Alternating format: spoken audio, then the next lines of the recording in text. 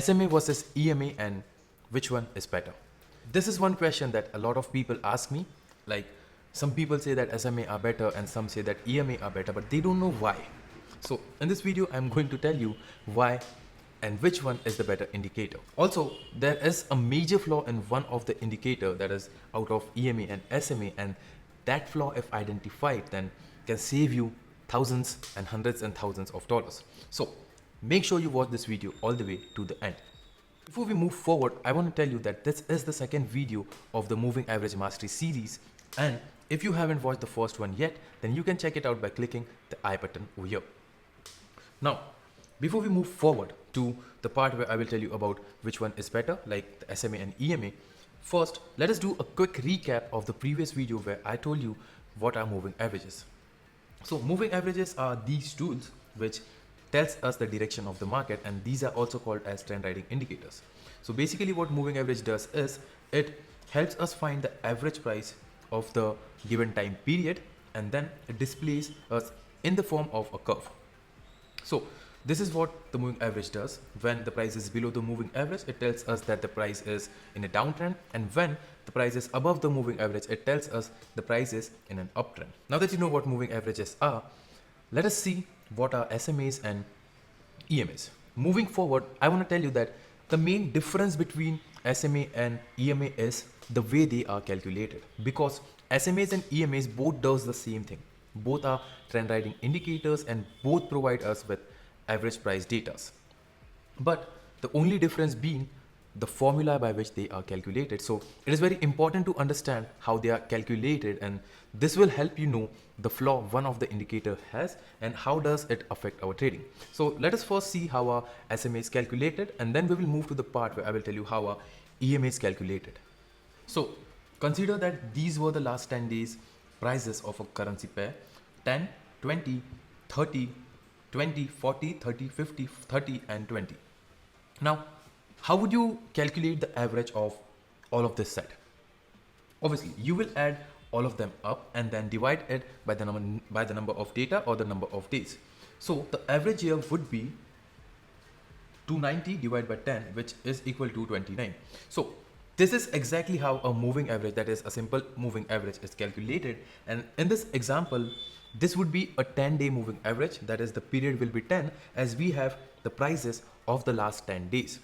Let us say now we get a new price data of the 11th day. Now, how will we calculate the average, or how will the SMA calculated? So what SMA will do is the oldest price data will be discarded and the new data will be added. So what I mean is the new set, this value that is 10 will be discarded and a new value that is 40 will be added. So the new set would be 20, 30, 20, 40, 30, 50, 40, 30, 20 and 40. The average here would be 320 divided by 10, which is equal to 32. So this is how the SMA will calculate the next day, and when a new price data comes in, then they will again discard the first data, that is the first day, and a new data will be added. And this is how new averages will be found out, and these averages will be plotted on the chart, and then a curve will be drawn, and this is called as the SMA, or the simple moving averages. Now, what about the EMAs? How are EMAs calculated and how do they work? Well, the EMAs also calculate the average price of the data provided, but the formula, as I told you, is different. Its formula is quite complicated than the simple moving average. So EMA's formula is EMA is equal to price into K plus yesterday's EMA into 1 minus K, where K is equal to 2 divided by time period plus 1. And here K is known as a weighted multiplier, and this is what makes the difference between the two moving averages. What happens in EMA is, in EMA, the recent price data is given an extra weightage. Like we saw in the SMA that all the 10 days were given equal importance. That is, when we find out the average, we added the 10 days and we divided it by 10. But here in the EMA, the recent price data, that is the last day, will be given around 18% of the importance, or the 18% of the weightage, and hence it is different, and the formula is different to calculate the EMA. Now we won't go into the calculation as the calculation will be quite complicated. So I will tell you how this helps us later in this video. Now that you know what SMAs and EMAs are, let's move to the part where I will tell you which is the better moving average. As per me, I think that EMAs are way better than SMA, and there are reasons for it. Like the SMAs have got two big flaws, and these flaws cause SMAs to give a lot of false signals. So let us first understand what are these flaws or problems that the SMA has got. So the first problem is that the SMA changes when the new price data comes in. Now you might be saying that how is this even a problem? Like if a new price data is coming in and if SMA is giving preference to it, how is it a problem? It's good for an indicator. Now the problem is not that. The problem is when it discards the previous price so that it can take a new data inside. What happens is, consider that these are the last 10 days prices of a currency pair. The first is 130, then 40, 30, 20, 40, 20, 10, 30, 40 and 20. Now the first one, if you can observe, the first price is 120. Now consider that this was the day when the price or the currency pair saw a very wild swing due to a news release, and then it dropped back down to 40 the other day. So the average here would be around 34. Now let us say that we have the price of the 11th day and it is 20. So when we add a new price, we will have to discard the oldest price, which in this case will be 120. So now let us try to calculate the average.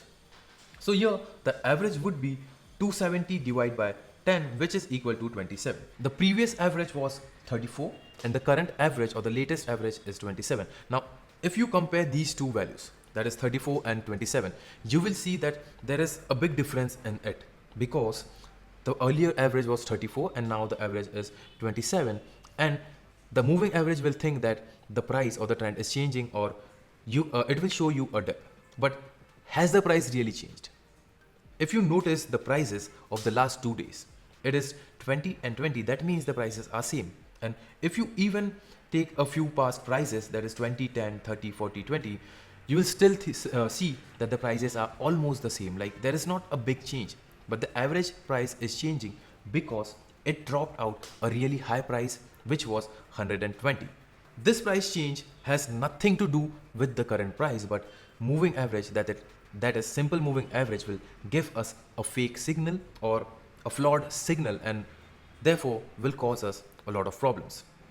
So whenever a price data is dropped from the calculation, the SMA might dip or even increase, and this might not have anything to do with the current price trend or the current price data. So let us move to the chart and I will give you an example of this. So see this chart that is from 11th August 2020 to 8th Jan 2021. Now I have applied a 10-day simple moving average over here, and just when we get the 11th-day price, that is over here, it discards the first day's price, and just look at how the SMA goes flat. But did the price be in a range? Like, was the price in a range? No, not at all, right? The price is declining only, but the SMA is showing that the price is ranging. Now this is one of the biggest flaw with the SMA, and the reason why SMA drops is that it assigns the same weightage to each of the price data as I told you earlier. Now in a 10-day SMA, these drop-offs can really disturb it, as each price data has 10% weightage, while if you see a higher period SMA, or let us say a 200 SMA, then each price data has just got 0.5% weightage, and so dropping off a day won't disturb that much.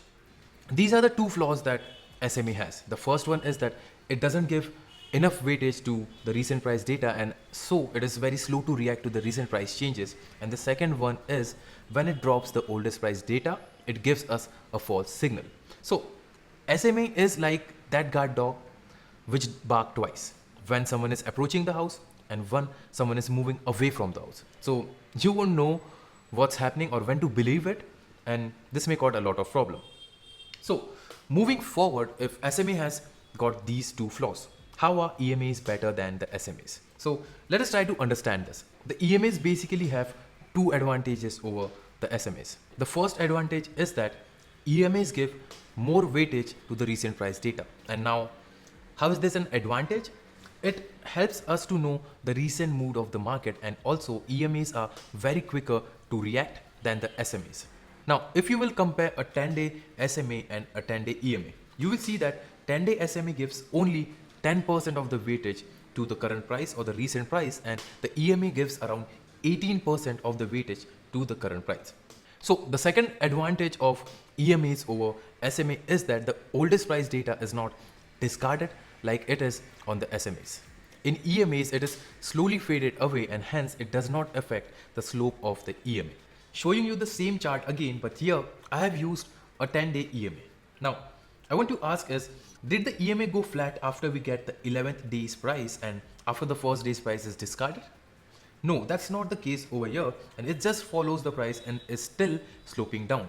In the EMAs, what happens is the old data is smoothly fades away, and no matter how high or low the price was, once it is discarded from the EMA calculation, it does not disturb the price or the slope of the moving average as it happens in the SMA. To bring it all together, I feel that EMA, that is the exponential moving average, is way better than the simple moving average, as it does not only give more weightage to the recent price, but it also doesn't move much when it drops the old data. It won't be wrong to say that, like SMA, EMA is also a guard dog, but this guard dog has better ears and better sense of smell, who only barks when someone approaches the house, meaning that it gives us a less false signals. So this was SMA versus EMA, and I hope you enjoyed this video. And in the next video, I'm going to talk about weighted moving average and also the smoothened moving average. So if you don't want to miss out on those videos, then make sure you hit the subscribe button. And also, if you enjoyed this video, make sure you hit the like button. Thank you so much for watching.